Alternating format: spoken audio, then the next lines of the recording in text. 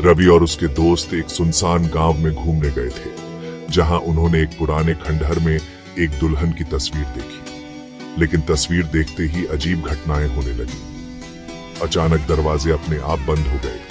हवा में किसी के रोने की आवाज गूंजने लगी। रवि ने डरते डरते तस्वीर के पीछे देखा। वहां एक खून से लिखा संदेश था, मुझे न्याय दो, वरना कोई भी जिंदा वापस नहीं जाएगा। 4 दोस्त रवि, विशाल, करण और अंजलि एक वीरान गांव में एडवेंचर के लिए आए थे। गांव के बाहर उन्हें एक पुरानी हवेली दिखी जो टूटी फूटी और उजाड़ थी। अंजलि, क्या हमें अंदर जाना चाहिए? अंजलि ने घबराते हुए पूछा।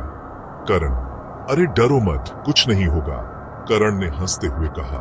लेकिन जैसे ही वे अंदर घुसे, एक ठंडी हवा का झोंका आया और दरवाजा खुद ब खुद बंद हो गया। विशाल, शायद ये पुरानी हवेली है, इसलिए हवा से दरवाजा बंद हुआ। विशाल ने समझाने की कोशिश की, लेकिन अंजलि पहले ही डर चुकी थी कि रोने की आवाज आने लगी। अचानक हवेली की खिड़कियां जोर जोर से खुलने बंद होने लगी।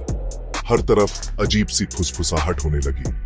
अंजलि, हमें यहां से चलना चाहिए, अंजलि चीख पड़ी। लेकिन दरवाजा अपने आप लॉक हो चुका था। करण, अब क्या करें? करण घबरा गया। तभी उनके सामने धुंधली सफेद साड़ी में एक लड़की की परछाई उभरी।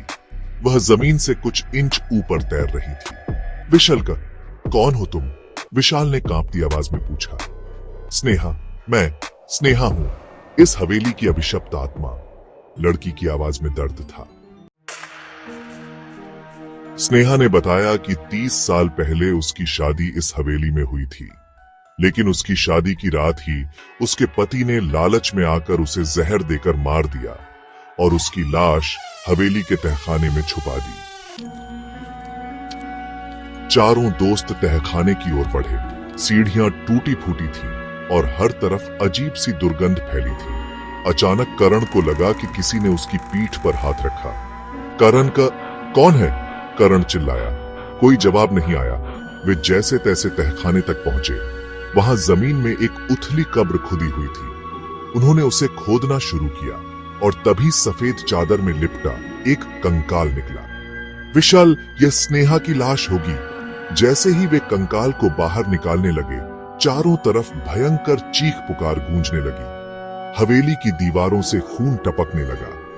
अंजलि, भागो यहां से, अंजलि चीखी। चारों किसी तरह कंकाल को लेकर बाहर निकले और पास के श्मशान में ले जाकर विधिपूर्वक दफना दिया।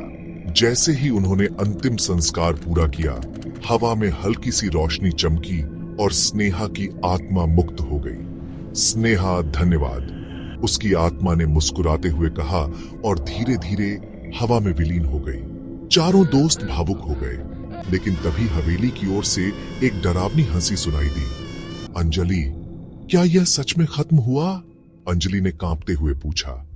रवि ने हवेली की ओर देखा। खिड़की पर एक नई परछाई दिखी। अगर आपको यह कहानी पसंद आई तो लाइक करें, कमेंट करें और हमारे चैनल को सब्सक्राइब करना न भूलें।